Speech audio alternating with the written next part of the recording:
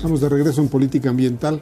A ver, el Nevado de Toluca, Ricardo, que se convirtió en tema, repito, y de repente hasta los políticos, ¿no?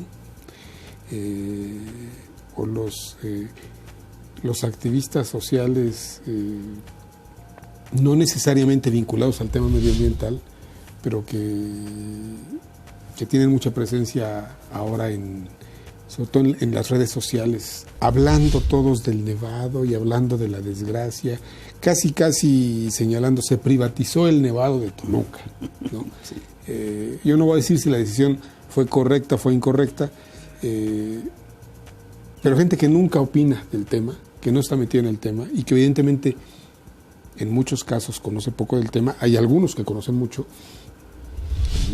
hablando con una suficiencia y de una manera tan categórica de lo que ocurrió, así como la nueva desgracia nacional, pues nos obligan a ver, bueno, ¿qué pasó en el Nevado? Ya tú nos adelantabas. Se está reconociendo una realidad. Uh-huh. Yo te pregunto, ¿no nos tardamos mucho tiempo para reconocerla?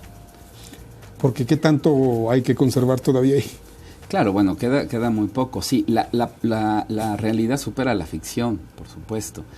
Y esto pasa, repito, en muchas áreas naturales, ¿no? Sin embargo, la educación ambiental, que no nada más es decirle a cualquier persona, porque iba a mencionar a los niños, ¿no? Yo creo que a cualquier persona, es darle los elementos técnicos, jurídicos, de conocimiento general respecto a los temas ambientales.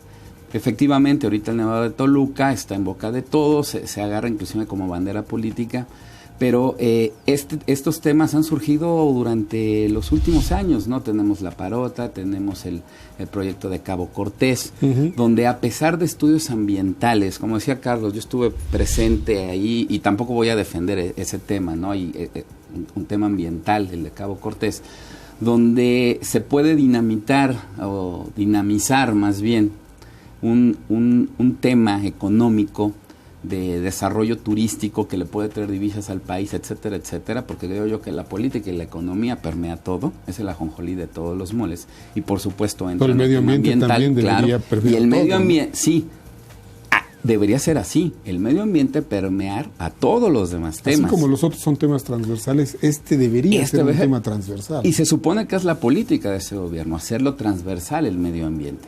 Sí, pero la política y la economía le pegan primero. Y bueno, entramos a temas de corrupción. Hace rato Carlos mencionaba esto.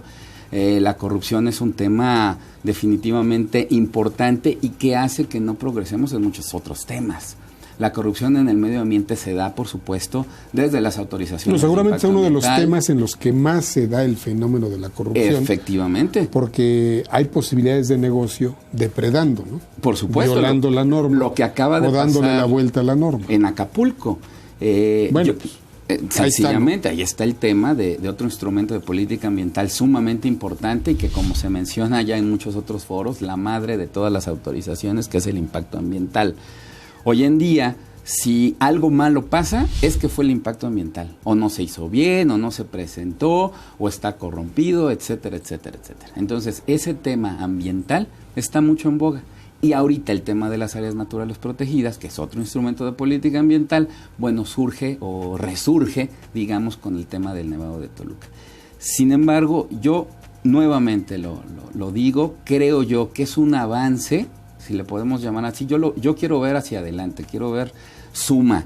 En el Colegio de Biólogos de México discutimos este tema junto con otras profesiones, otros compañeros, y vemos la sensibilidad de alguna manera de ver esa realidad plasmada en un documento, en un cambio de estatus de esta área natural, para poder aprovechar lo que ya se tiene y conservar lo que podemos conservar todavía, y poner énfasis y manejar los elementos suficientes y necesarios para conservar eso que se tiene ahí, dejando de lado un elemento como es el estatus de Parque Nacional, que no funcionó ni iba a funcionar, porque ya que Parque Nacional estaba mal planteado de origen.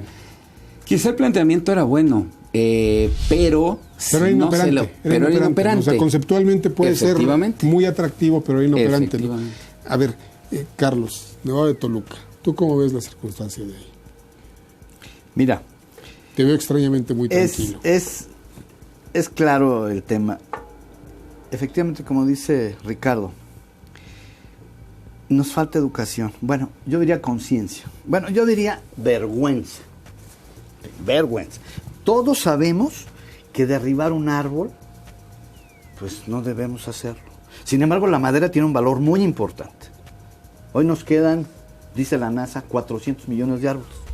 Y valen 273 billones de dólares. Ya hay un valor de los recursos naturales. Entonces, si hemos de acabarnos el planeta, como dice el desarrollo sustentable, ordenadamente, lo justo es que los dueños de los predios participen del beneficio. También debe haber medidas, y de hecho las hay, medidas de compensación o de mitigación que le llaman. O sea, un poco, si yo voy a depredar aquí, oye, pero acá atrás puedes plantar 50,000 árboles. Nunca los han plantado. Todas las medidas de mitigación, cuando uno lee... En teoría hay medidas las de condicionantes, mitigación, ¿no? Es que hay 40 condicionantes. ¿Y quién verifica? La Profepa. Bueno, pero la Profepa y la carabina de Ambrosio, pues es lo mismo. O sea, no tenemos la capacidad para vigilar a todos esos desarrolladores para que cumplan con sus condicionantes. Y entonces las medidas de mitigación se quedan en el papel. Quedan en simples buenos deseos. A ver, antes de ir al corte, te pregunto rápidamente, ¿dónde ves tú el mayor de los problemas? ¿En el gran empresario que se lleva, digamos, la mayor parte de los beneficios de la explotación o de el uso, o en las comunidades que habitan el lugar y que no tienen la suficiente información para explotar o para usar racionalmente los recursos? Porque son dos actores, ¿no? Correcto. Que finalmente pretenden participar del beneficio del uso o del aprovechamiento de un recurso natural que está en su propiedad o en la propiedad donde se asociaron. ¿Cuál de los dos es el gran factor que afecta a la protección o al aprovechamiento racional?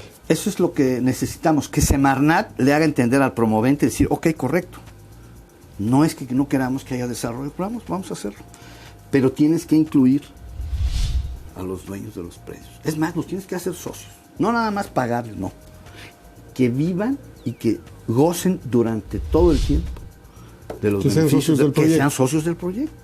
Además, se pueden integrar, digo, no todos, pero sí se pueden integrar mucho a las actividades propias de esa actividad turística. No todos, pero cuando menos que sean socios y que reciban en el tiempo igual. Porque son los propietarios Claro.